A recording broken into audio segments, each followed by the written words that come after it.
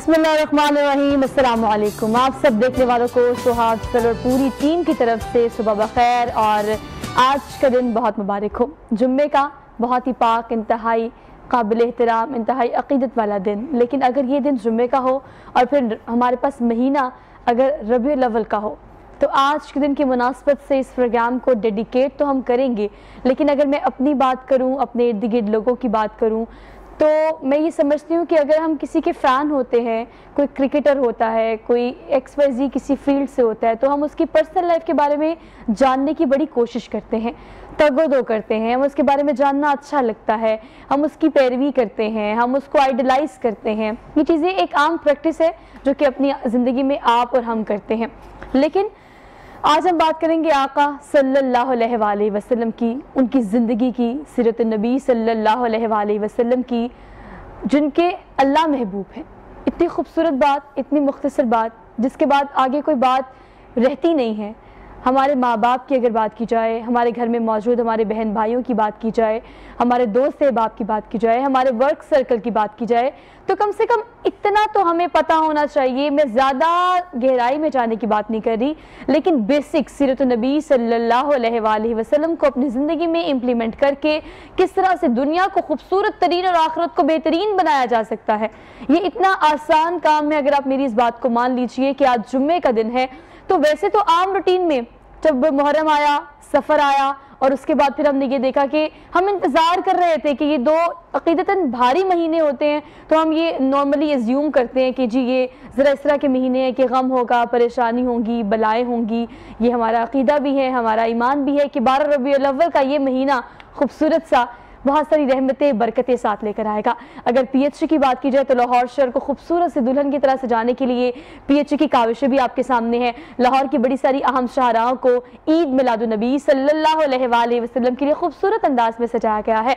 तो भी ये चरागा तो हमारा भी बनता है हमारे शो में, जिसे हम गुड मॉर्निंग लाहौर कहते हैं। इसमें ये छोटी सी अक़ीदत, एहतराम और आज का टॉपिक, आज का सब्जेक्ट सिर्फ ये कि किस तरह से हमारी ज़िंदगी में सीरत नबी सल्लल्लाहु अलैहि वसल्लम से रोशनी और चरागा किया जा सकता है। इस पर आज हम डिटेल से बात करेंगे कि कितना ज़रूरी है सिर्फ बेसिक्स जानना, जिससे आहिस्ता आहिस्ता अपनी ज़िंदगी को खूबसूरत बना सकते हैं।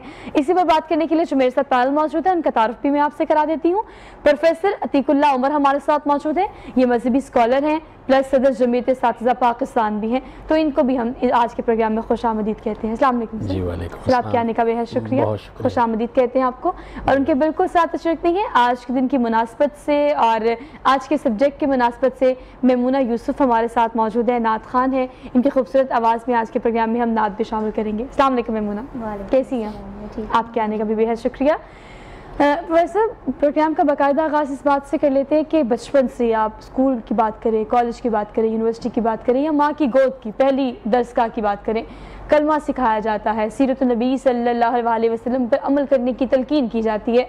लेकिन चूँ ही हम बड़े होते हैं, हमें आज की ज़िंदगी में कितनी अशद ज़रूरत है इस बात की कि बड़ों को, नौजवानों को सिर्फ सीरत नबी की बेसिक्स, बुनियादी चीज़ें बता दी जाएँ, जो कि हमारा हक भी है और हमारे लिए ज़रूरी भी है। बिस्मिल्लाहिर्रहमानिर्रहीम। अस्सलाम वालेकुम नाज़रीन, आपका बहुत शुक्रिया। सबसे पहले तो बहैसियत मुसलमान हमारी ये बड़ी खुशकिस्मती है कि जिस नबी करीम सल्लल्लाहु अलैहि वसल्लम को हम फॉलो करते हैं और जिनका हम कलमा पढ़ते हैं, उनकी लाइफ जो है, उनकी पूरी ज़िंदगी जो है वो हर लिहाज से महफूज है।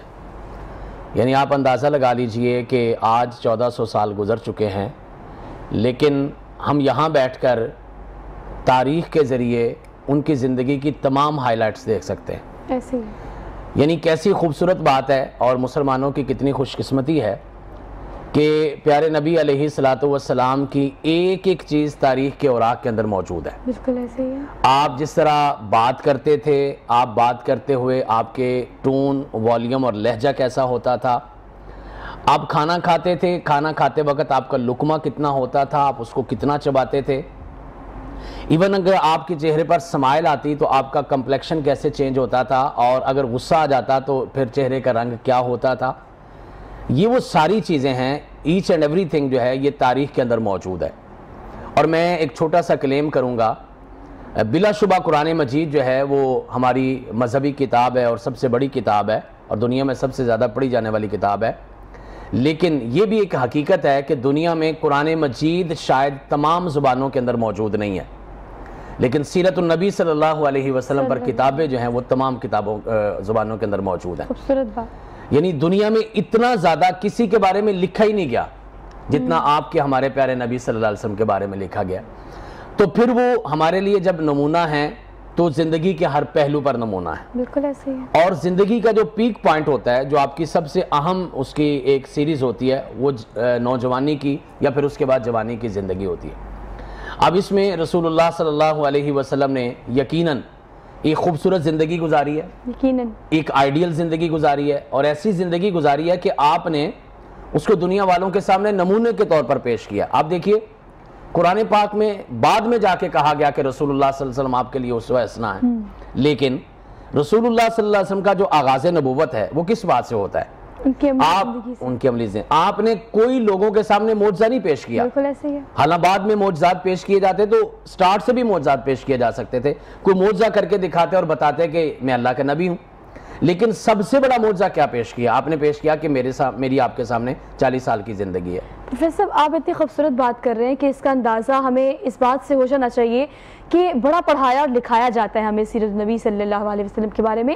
اگر ہم بچپن کی بات کریں اور کتابوں کی بات کریں، ہمارے نصاب کی بات کریں، تو ہمیں پتہ ہے کہ جب ہم نے پڑھا کہ صادق اور امین ہونا، ان کے غیر مسلم دوست احباب اور ان کے ارد گرد جو لوگ تھے وہ بھی اس چیز کی گواہی دیتے تھے۔ جب ایمان نہیں تھا، جب جہالت تھی، جب وہ دور تھا جب اسلام اس طرح سے نہیں پھیلا تھا، اب ہم نے یہ سب کچھ پڑھ لیا۔ اب اگر عملی زندگی کی بات کریں، پریکٹیکل لائف کی بات کریں، آپ نے بڑی خوبصورت بات کی کہ سیرت نبی کا ترجمہ دنیا میں سب سے زیادہ پایا جانے والا، پڑھا جانے والا ایک ایسا نصاب ہے جو کہ ہم نے دیکھا کہ کس طرح سے پھیلا اور کس طرح سے دور تلک گیا۔ لیکن اب عملی زندگی کی ذرا بات کریں تو نوجوانوں کو آج اس بات کی کتنی اشد ضرورت ہے کہ ہماری زندگی میں، چاہے ہم ماڈرنزم میں گزار رہے ہیں، چاہے ہم ٹپکل زندگی گزار رہے ہیں، ہماری زندگی میں یہ عمل دخل ہونے سے ہماری آخرت دنیا کتنی سنور سکتی ہے۔ سب سے پہلی بات جو نوجوانوں کو، بلکہ ہر انسان مسلمان کو سمجھنی چاہیے وہ یہ ہے کہ زندگی کا کوئی نہ کوئی مقصد متعین کرنا چاہیے۔ بالکل ایسے ہی۔ اگر آپ ایک بیس لیس یا ایک فروٹ لیس لائف گزار رہے ہیں تو اس کا مطلب ہے کہ آپ کی تو منزل ہی کوئی نہیں ہے۔ لیکن رسول اللہ صلی اللہ علیہ وسلم کی ذاتی زندگی کو دیکھیں یا ان کی نبوت کی زندگی کو دیکھیں، پہلے دن آپ نے طے کیا تھا کہ ہماری منزل یہ ہے، ہم نے یہاں تک جانا ہے۔ تو سب سے بڑی بات جو ہمیں آج سمجھنی چاہیے، نوجوان کو سمجھنی چاہیے اس معاشرے میں، وہ یہ ہے کہ اپنی زندگی کا ایک مقصد بنائیں۔ دیکھیے اس کائنات میں اللہ تعالیٰ نے اربوں انسان پیدا کیے ہیں، اس کے باوجود بھی اللہ تعالیٰ نے آپ کو پیدا کیا ہے۔ کیا اللہ تعالیٰ ایسے ہی بندے بنا کے بھیجے جا رہا ہے یا کوئی ایک پریکٹس ہے، کوئی مقصد ہے؟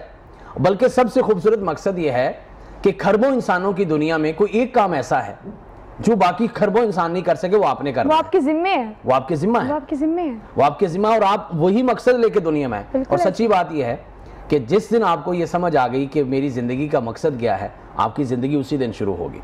اور پھر آپ کو پتا، وہ آپ ابتدائی زندگی میں سیکھ لیں، وہ نوجوانی میں سیکھ لیں، وہ جوانی میں سیکھ لیں، جس دن زندگی، سب سے پہلی بات مقصد متعین کریں۔ دوسری بات یہ ہے کہ اگر آپ ایک عام انسان کے جیسی زندگی دنیا سے گزار کے جا رہے ہیں، جس طرح ایک کامن مین گزارتا ہے یا ایک لے مین گزارتا ہے یا ایک اسٹریٹ مین گزارتا ہے، تو یہ کوئی بڑی لائف نہیں ہے۔ مسلمان کی زندگی جو ہے وہ بڑی آرگنائزڈ ہوتی ہے، ویل ڈسپلنڈ ہوتی ہے، اور اس کے مقصد کے ساتھ ساتھ اس کی زندگی کا ایک ایک لمحہ جو ہے وہ بڑا قیمتی ہوتا ہے، اور اس کو وہ پوری سینس آف ریسپانسبلٹی کے ساتھ گزارنی چاہیے۔ یعنی یہ نہیں ہے کہ میرا وقت گزرتا جا رہا ہے۔ آپ اس کو خوبصورت جملے میں یوں کہہ سکتے ہیں کہ زندگی گزرنی نہیں چاہیے، زندگی گزارنی چاہیے۔ یہ ہم مقصد، فرق اس طرح سمجھ سکتے ہیں۔ جانور کی زندگی گزرتی ہے، دھوپ ہے، چھاؤں ہے، وہ بیٹھا ہے، لیکن مسلمان یا انسان جو ہے اس کی زندگی کی ایک مقصدیت ہوتی ہے۔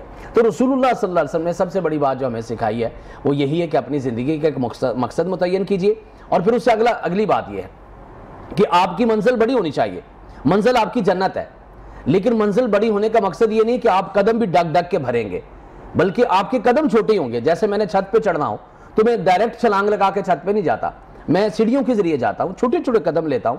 تو آپ اس کے چھوٹے چھوٹے مقصد متعین کیجئے، اس کے قدم، اس کے سٹیپس لیجئے اور آگے بڑھیے۔ اچھا، یہ بڑی آسان بات ہے، یہ آسان اگزامپل بھی ہے اس بات کی کہ اگر ہم یہ سمجھتے ہیں کہ آج کی زندگی میں جہاں پر میرے پاس بہت سارے کام ہے کرنے کے لیے، ہم بڑا مصروف کہلانا چاہتے ہیں اپنے آپ کو، اور کہلاتے بھی ہیں کہ بھئی بہت زیادہ مصروفیت ہے، گھر میں وقت نہیں ہے، کام پہ وقت نہیں ہے، دوستوں سے ملنے کا وقت نہیں ہے، ایون دو کہ نماز پڑھنے کا وقت نہیں ہے، یہ بھی بہت دفعہ کہا جاتا ہے اور بہت سی جگہوں پر کہا جاتا ہے۔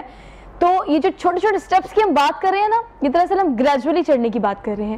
یہ دراصل ہم بات کر رہے ہیں اس چیز کی کہ آپ کو نہیں کہا جاتا کہ اسلام بڑا سختی سے چلانے والا دین ہے. جبر کی تو مثال کہیں ملتی نہیں ہے پورے اسلام میں. ایسا کامل ایمان اور کامل دین ہے ہمارا کہ آپ نے چھوٹے چھوٹے قدم اٹھانے ہیں اور اللہ کی جانب اور حضرت محمد صلی اللہ علیہ وسلم کی سیرت کی جانب آپ نے بڑھنا ہے. تو یہ قدم آپ ضرور بڑھائیں اور اس کا فیصلہ آج ہی کریں. ایک چھوٹی سی بریک لیتے ہیں، واپس آتے ہیں. آپ دیکھتے رہیے گڈ مارننگ لاہور. بریک کے بعد ایک بار پھر سے آپ سب دیکھنے والوں کو خوش آمدید کہتے ہیں. میری طرف سے آپ سب کو جمعے کا دن بہت مبارک ہو اور اس کے ساتھ ساتھ خوبصورت سا مہینہ حضرت محمد صلی اللہ علیہ وسلم کی عقیدت احترام کے ساتھ ان کی ولادت کا یہ مہینہ جو ہم پورا مناتے ہیں. ہر دن بڑا خوبصورت ہے، ہر شام بڑے خوبصورت ہے. اس کو پوری عقیدت اور احترام کے ساتھ منائیں اور اپنے رب کو منانے کی بھرپور کوشش کریں. ہم بات کر رہے تھے سیرت النبی صلی اللہ علیہ وسلم کے حوالے سے، اور میری کوشش آج یہ ہے کہ آج اس چیز کا فیصلہ آپ ضرور کریں کہ کس طرح سے چھوٹے چھوٹے قدم اٹھا کر آپ اپنی زندگی میں اس چیز کو مکمل طور پر زندگی کا حصہ بنائیں اور زندگی بنا لیں. تو اس طرح بہتر چیز کوئی بھی نہیں ہے. سر پروفیسر صاحب اس بارے میں بات کر رہے تھے کہ چھوٹے چھوٹے قدم اٹھانے سے مراد کیا ہے، مراد کیا ہے اور کس طرح سے ہمیں اسے شروع کرنا چاہیے؟ دیکھیے، یہ ایک بڑی حقیقت ہے کہ انسان زندگی میں ایک دن میں اچھا نہیں بنتا اور ایک دن میں برا نہیں ہوتا. ایسے ہی یہ زندگی ایک سفید چادر کی طرح ہوتی ہے. آپ اگر اس پہ داغ لگانا شروع کر دیں تو یہ داغدار ہو جاتی ہے، اور اگر آپ اس کی صفائی کرنا شروع کر دیں تو یہ خوبصورت جو ہے نا وہ آپ کا کردار سامنے آتا ہے. اس کا بہترین انداز یہ ہے کہ میرا آج کا دن جو ہے یہ میرے گزشتہ کل سے بہتر ہونا چاہیے. بالکل ایسے ہی. اگر آپ یہ کرنے میں کامیاب ہو گئے تو پھر اس بات کی گارنٹی کی جا سکتی ہے کہ آپ کا آنے والا جو کل ہے وہ آپ کے آج سے بہتر ہو جائے گا. کیا خوبصورت بات. یعنی صرف دو قدم ہیں زندگی کے، آج کل گزرے ہوئے کل سے بہتر ہو، اور اس بات پہ امید کی جا سکتی ہے کہ آپ کا آنے والا کل جو ہے وہ انشاءاللہ آج سے بہتر ہو جائے گا. اسی طرح آپ آگے بڑھتے جاتے ہیں. دیکھیے، اللہ تعالیٰ کی ذات کے بعد آپ اپنے آپ کو سب سے زیادہ جانتے ہیں. میری ماں بھی مجھے اتنا نہیں جانتی جتنا میں اپنے آپ کو جانتا ہوں. اس لیے مجھے پتا ہے کہ میں کیا غلط کر رہا ہوں، کیا صحیح کر رہا ہوں. اور کیا خوبصورت بات کہی رسول اللہ صلی اللہ علیہ وسلم نے کہ گناہ اور نیکی جو ہے اس کا پیمانہ تو ہمارے اندر موجود ہے. آپ سے سوال کیا گیا کہ اللہ کے پیغمبر علیہ السلام یہ گناہ کیا ہوتا ہے؟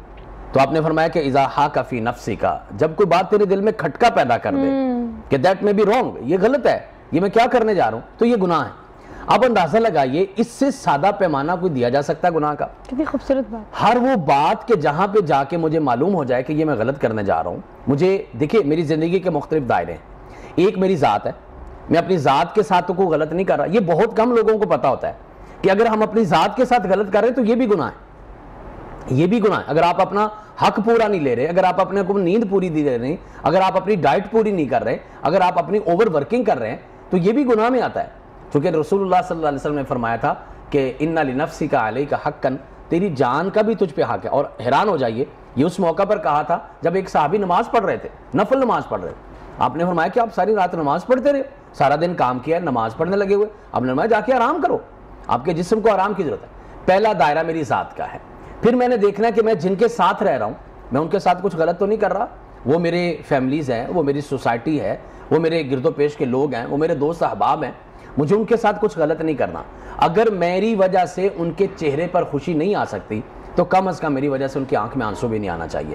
اچھا، یہ جو اپنی ذات کی بات کر رہے ہیں نا پروفیسر صاحب، یہ اتنی خوبصورت بات ہے کہ میں اس بات کو تھوڑا سا سیکنڈ کرنا چاہتی ہوں کہ اگر آپ اپنی ذات کی بات کریں، آپ اگر نماز نہیں پڑھ رہے، 5 فراقین اگر ہم بات کریں اسلام کے، روزہ، زکوٰۃ، نماز، اگر ہم اس کو پورا نہیں کر رہے، ایون تو ہمیں اس کے بارے میں پتہ نہیں ہے، تو زیادتی کسی کے ساتھ نہیں ہو رہی ماں سوائے آپ کے اپنی ذات کے ساتھ.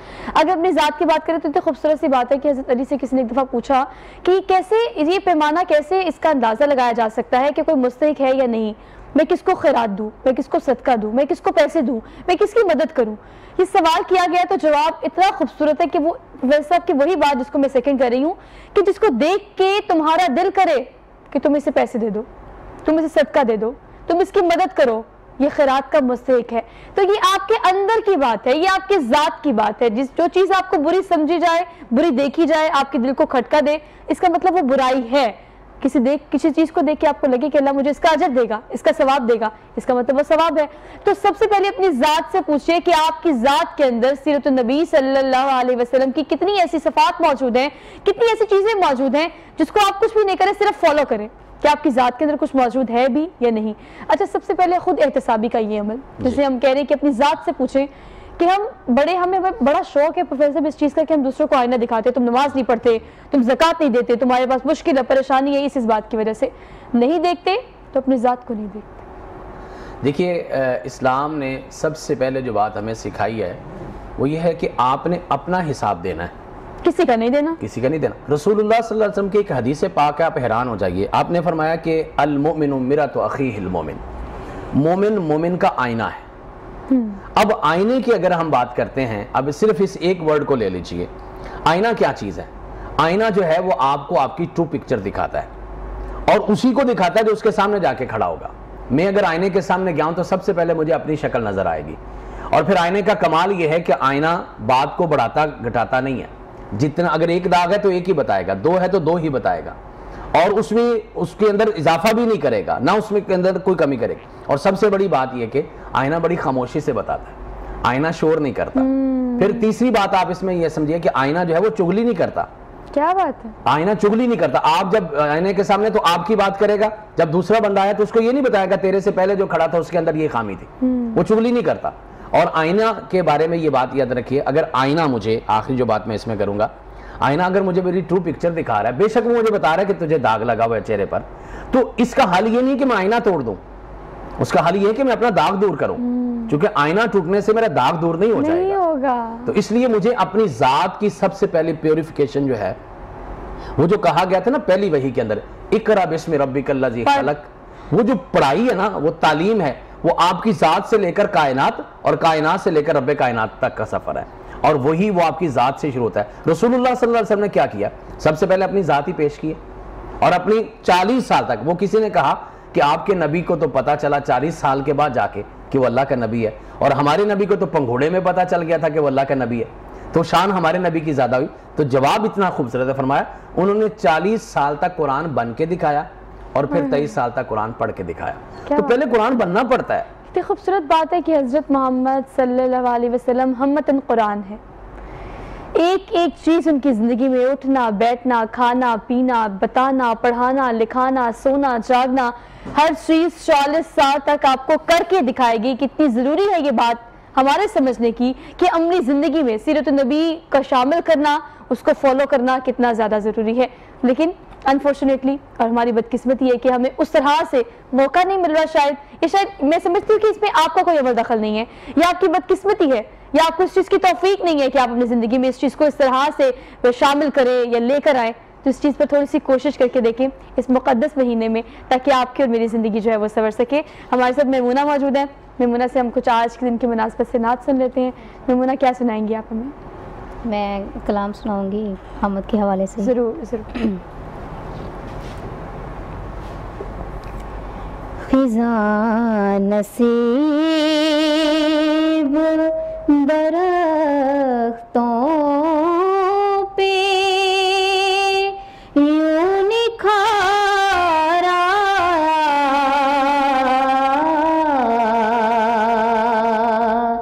خزاں نصیب درختوں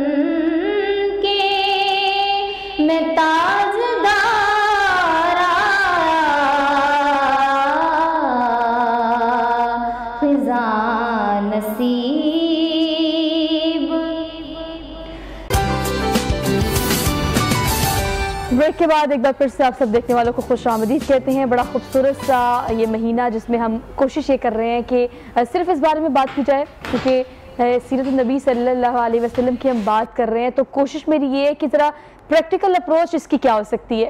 بڑی خوبصورت سی بات ہے کہ آپ کی تمام زندگی میں بچپن سے لے کے اس دور تک جب تک آپ زندہ رہتے ہیں آپ کو پتہ ہوتا ہے کہ آپ مسلمان ہیں, اسلام ایک کامل دین ہے, آپ کو بتایا جاتا ہے کہ اچھائی کیا ہے, برائی کیا ہے, آپ نے کس طرح سے گناہ اور ثواب کمانا ہے. لیکن اس کے باوجود بھی کس طرح سے ہمیں پتہ ہوتا ہے کہ ایک چیز بری ہے لیکن وہ ہمارے روٹین کا حصہ بن جاتی ہے. فار ایگزامپل اگر ہم چغلی کی بات کریں, غیبت کی بات کریں, یا کسی کو برا بھلا کہنے کی بات کریں, غصے کی بات کریں, جسے حرام کہا گیا ہے.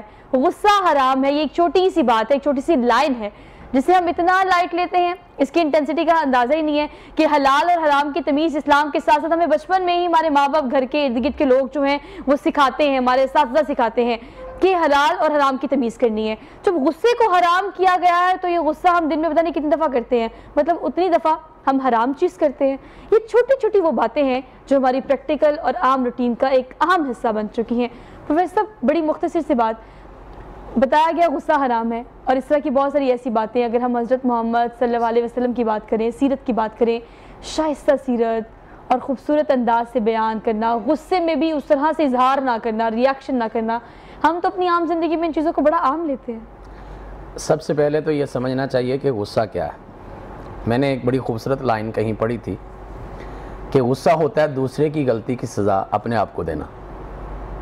بالکل ٹھیک, بالکل. غلطی تو دوسرا کر رہا ہے اور میں اپنا خون جلا رہا ہوں. یہ وہ زہر ہے جو پیتے ہیں آپ, اور آپ یہ سوچتے ہیں کہ اگلا بندہ مر جائے گا.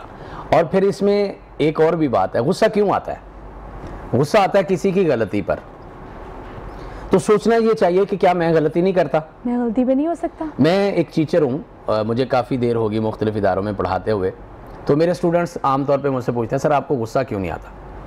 تو میں ان سے یہ کہتا ہوں کہ بیٹا میں صرف یہ سوچتا ہوں کہ جب میں اسٹوڈنٹ تھا میں کیا کرتا تھا, میں بھی تو غلطیاں کرتا تھا, میرے ساتھ نے مجھ پہ غصہ کیوں نہیں کیا. اور پھر اس سے اگلی بات یہ ہے کہ اگر آپ غلطی کر جاتے ہیں اس کے بعد آپ کی ڈیمانڈ کیا ہوتی ہے؟ ہر انسان کی غلطی کے بعد ڈیمانڈ ایک ہی ہوتی ہے, معافی. جب آپ کی ڈیمانڈ معافی ہے تو پھر میری ڈیمانڈ بھی معافی ہے.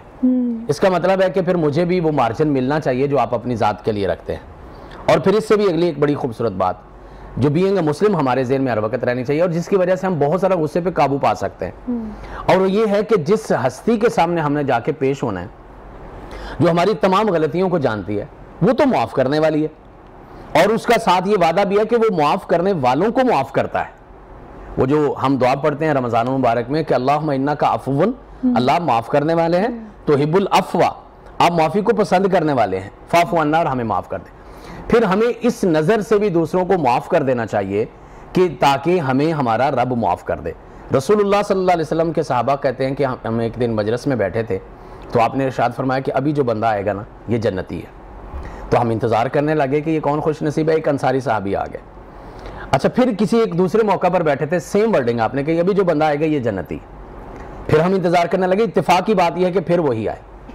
اب تیسرا ایک موقع ہوا تو پھر آپ نے یہی الفاظ کہے کہ ابھی جو بندہ آئے گا یہ جنتی ہے.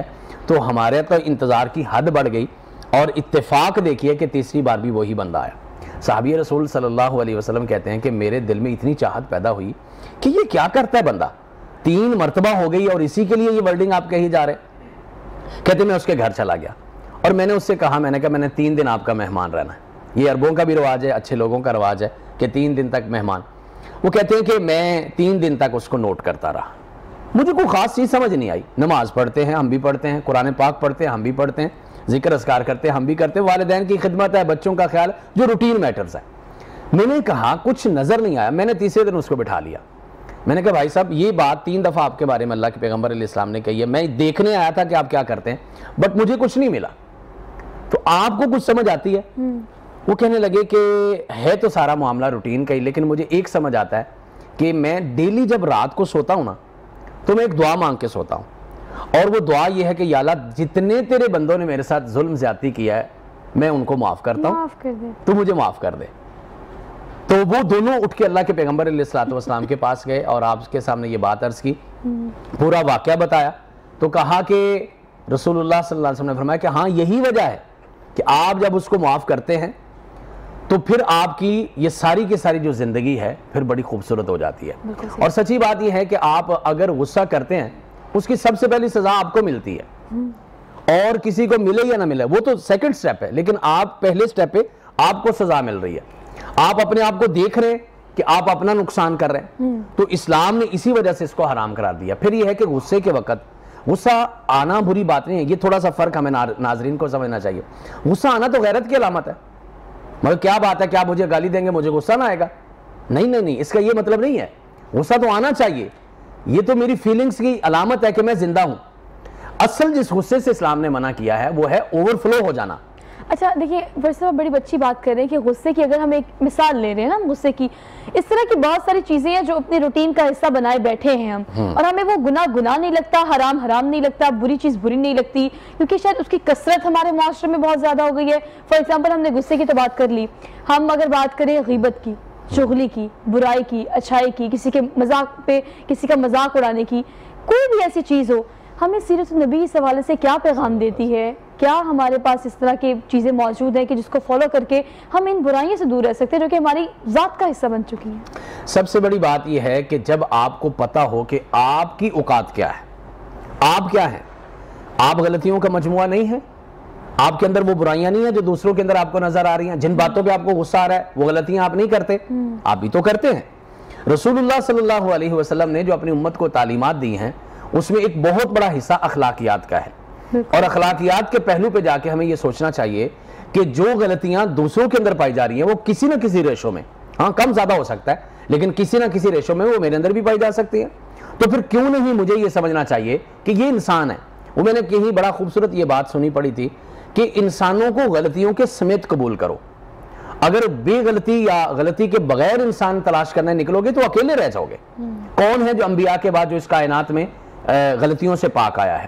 اب مجھے انہی انسانوں کے ساتھ گزارا کرنا ہے. اگر میں غلطی کا پتلا ہوں تو جن کے ساتھ میرے معاملات ہیں وہ بھی غلطی کا پتلا.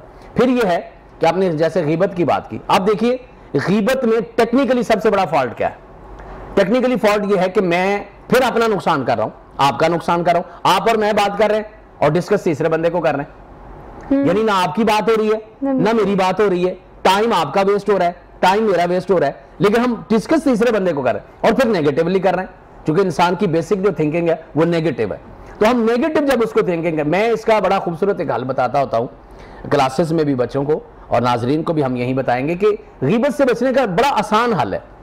جب آپ اور میں بات کر رہے ہیں تو ہم آپس کی بات کریں, آپ میری بات کریں میں آپ کی بات کروں, ہم تیسرے بندے کو ڈسکس ہی نہ کریں تاکہ ہم اس کی طرف جائیں ہی نہ, اس کی نیگیٹیوٹیز کو دیکھیں ہی نہ, اور پھر ہم غیبت کی طرف جائیں. اچھا پروفیسر صاحب, یہ اتنی ہی زیادہ ایک کامن پریکٹس بھی ہے اگر ہم اس کی بات کریں.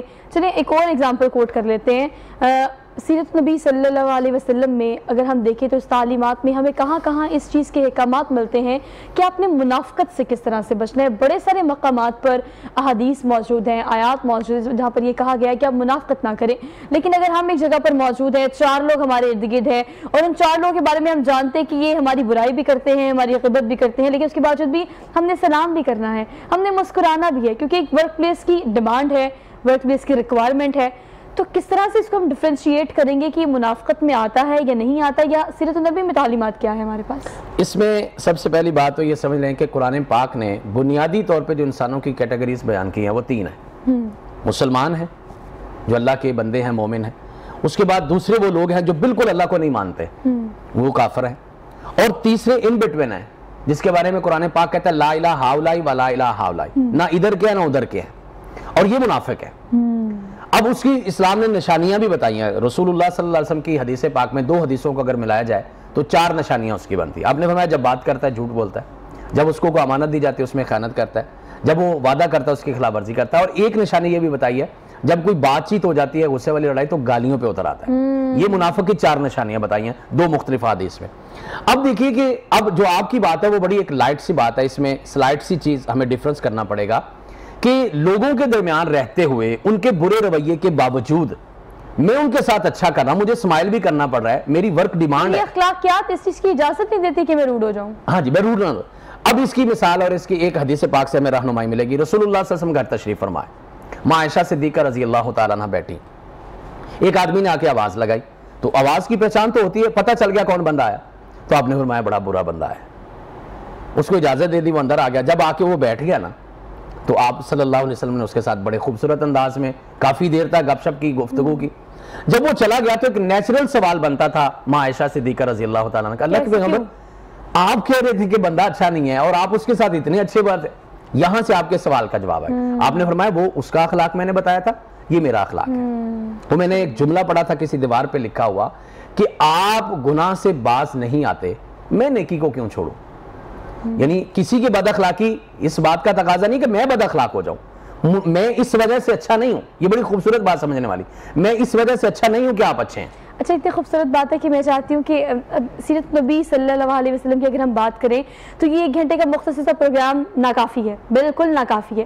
اگر ہم ہر زندگی کے پہلو کو بھی لیں, ہم نے غیبت کی بات کی, ہم نے اچھائی برائی کی بات کی, ہم نے غصے کی بات کی, ہم نے منافقت کی بات کی, یہ وہ چھوٹی چھوٹی چیزیں جو کہ ہماری ذات کا حصہ بن چکی ہیں, نہیں ہے تو ہماری ذات کا حصہ وہ سیرت نہیں ہے جسے ہم سیرت طیبہ کہتے ہیں. اب اگر ہم اوورآل دیکھیں تو آپ کی بات کو ہی پروفیسر میں سیکنڈ کروں گی اور میں پروگرام کو کنکلوڈ کروں گی. آپ کے آنے کا بہت شکریہ, بڑی زبردست گفتگو رہی. آپ اس چیز کو جان لیں, کسی کی برائی کبھی بھی آپ کی اچھائی نہیں بن سکتی. اگر آپ اس چیز کو سمجھ لیں کہ اگر بندہ برائی کر رہا ہے, گناہ کر رہا ہے, منافقت کر رہا ہے, غصہ کر رہا ہے, اور وہ چیز آپ کی اچھائی ہو ہی نہیں سکتی کیونکہ برائی برائی ہی ہے, وہ اس کی ذات کے اندر ہو یا آپ کی ذات کے اندر ہو. تو یہ جو اتنا مقدس سا خوبصورت سا ربیع الاول کا مہینہ ہمارے پاس ہے, ہر جمعہ ہر دن ایک جیسا ہے, تو اس کو زیادہ سے زیادہ کیش کرنے کی کوشش کریں, اپنے اللہ کو منائیں اور سیرت نبی صلی اللہ علیہ وسلم کو خوبصورت انداز میں اپنانے کی اپنی زندگی میں کوشش کریں. میمونہ ہمارے ساتھ موجود ہے, آپ لوگوں سے لیں گے ہم اجازت. آپ اپنا ویکنڈ بڑے بہترین انداز میں گزاریں, عقیدت احترام کے ساتھ, خود بھی منائیں, بچوں کو بھی بتائیں کہ اپنے کس طرح سے عید میلاد النبی صلی اللہ علیہ وسلم منانی ہے. ہم میمونہ سے نعت لیں گے اور آپ سے اجازت. میمونہ نعت. ٹھنڈی ٹھنڈی ہوا رحمتوں کی چلی, ٹھنڈی ٹھنڈی ہوا رحمتوں کی چلی, بن کے موج کرم مصطفیٰ گئے, بن کے موج کرم مصطفیٰ گئے. حل میری ہو گئی خود بخود مشکلیں, حل میری ہو گئی خود بخود مشکلیں, سارے عالم کے مشکل کشا گئے, آ گئے آ گئے مصطفیٰ آ گئے, آ گئے آ گئے مصطفیٰ آ گئے, آ گئے آ گئے مصطفیٰ آ گئے, آ گئے آ گئے مصطفیٰ آ گئے. آمینہ کا مقدر سنوارا گیا,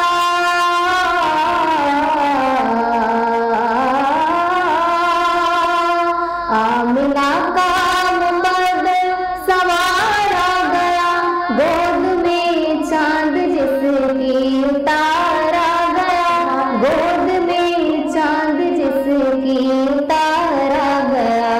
حور و غلمان سلامی کو جھکنے لگے, حور و غلمان سلامی کو جھکنے لگے, پڑھتے رضوان صلی اللہ آ گئے, آ گئے آ گئے مصطفیٰ آ گئے, آ گئے آ گئے مصطفیٰ